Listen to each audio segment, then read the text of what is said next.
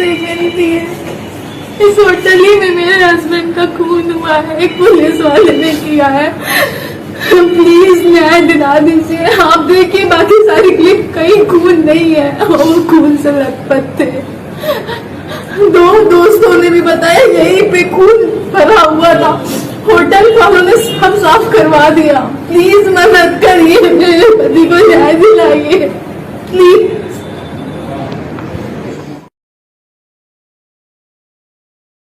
जय भवानी साथियों, आज हम एक बहुत गंभीर और अत्यंत दुखद विषय पर चर्चा करने वाले हैं।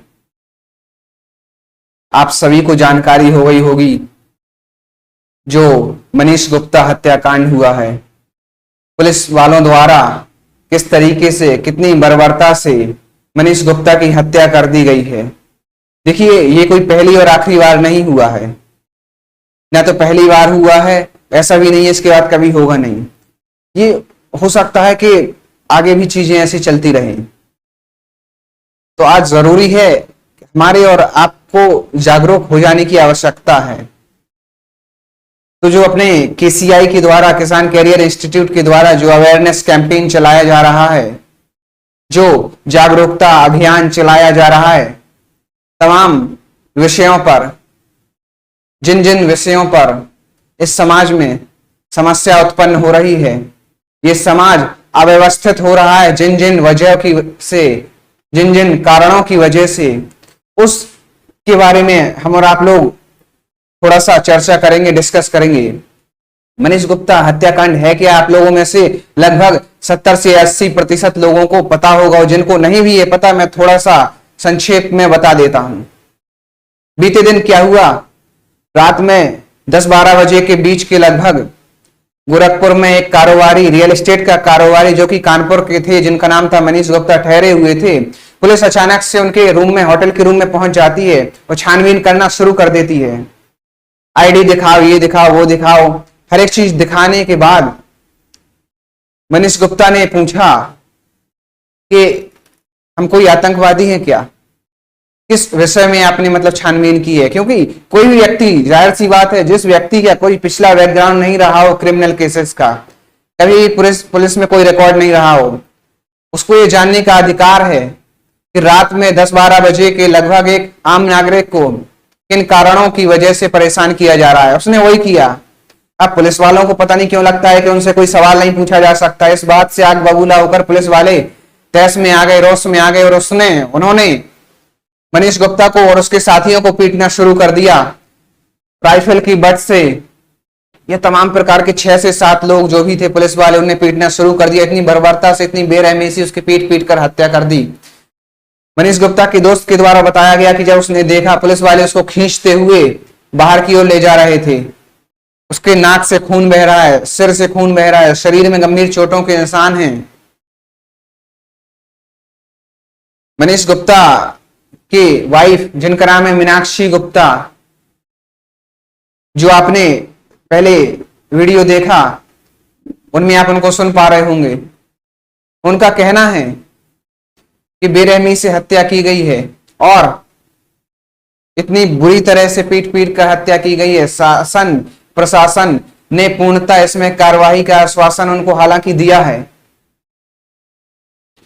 मनीष गुप्ता के जो भी फ्रेंड्स हैं, जब वो लेके जाते हैं इनको, इसी वीडियो के साथ मैं लास्ट में उस वीडियो को भी अटैच कर दूंगा, आप देख सकते हैं। अधिकारियों के पास जाते हैं, डीएम और एसएसपी द्वारा उनको हिंदुस्तान की धीमी, ध्वस्त पड़ी हुई कानून व्यवस्था का हवाला दिया जाता है। ये बताया जाता है कि मैं आपको सलाह दूंगा कि आप मुकदमा दायर ना करें, क्योंकि आपने देखा होगा सालों तक अदालत में केस चलते रहते हैं।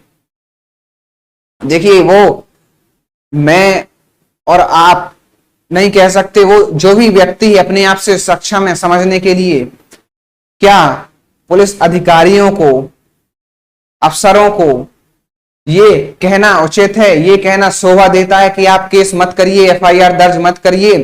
और कारण क्या देते हैं? क्योंकि उसमें सालों लग जाते हैं, इसकी प्रक्रिया खत्म होने में सालों लग जाते हैं।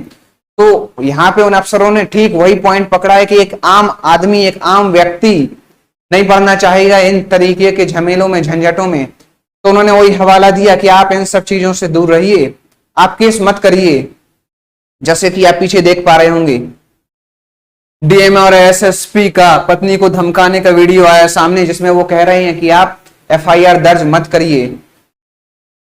ठीक इसी वीडियो के बाद लास्ट में मैं उसको भी अटैच कर दूंगा, आप देख सकते हैं जो भी उनकी बातचीत हो रही है।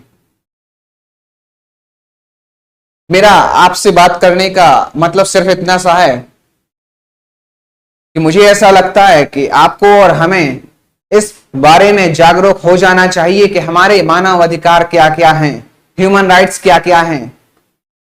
पुलिस वाले आपके पास आते हैं या आप थाने पुलिस वालों में या किसी भी अधिकारी के पास जाते हैं तो संविधान में आपके लिए किन किन मानव अधिकारों को लिखा गया है जिनके तहत आप उनसे सवाल पूछ सकते हैं और उनको जवाब भी देना पड़ेगा।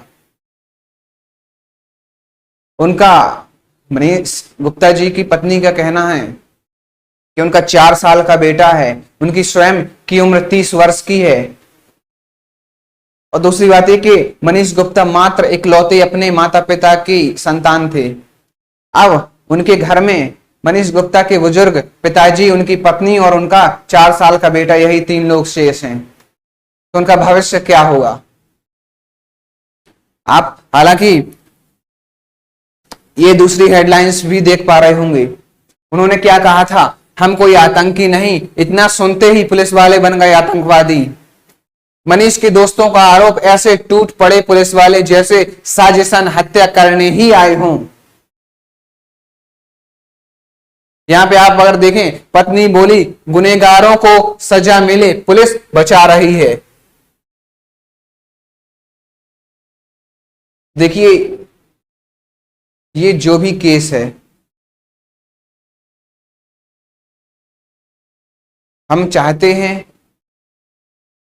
मनीष गुप्ता जी की वाइफ को न्याय मिले, और उससे ज्यादा जरूरी है कि हम और आप सब लोग एक दूसरे को इस बारे में जागरूकता फैलाएं, इस बारे में जानकारी दें कि क्या क्या हमारे और आपके अधिकार हैं जो संविधान में लिखे गए हैं।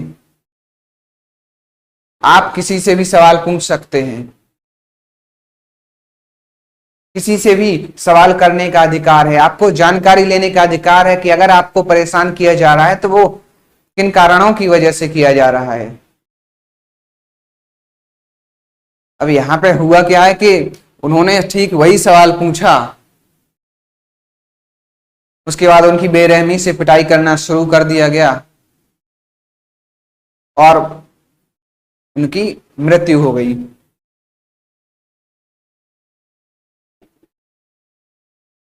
इतना निराशाजनक ये कांड है, अत्यंत दुखद करने वाला एक कांड है।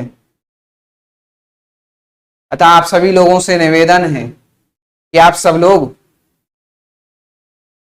इसमें, इस जागरूकता अभियान में अच्छे तरीके से एक्टिवली पार्टिसिपेट करेंगे ताकि इस तरीके की वारदात दोबारा फिर से कभी ना दोहराई जाए।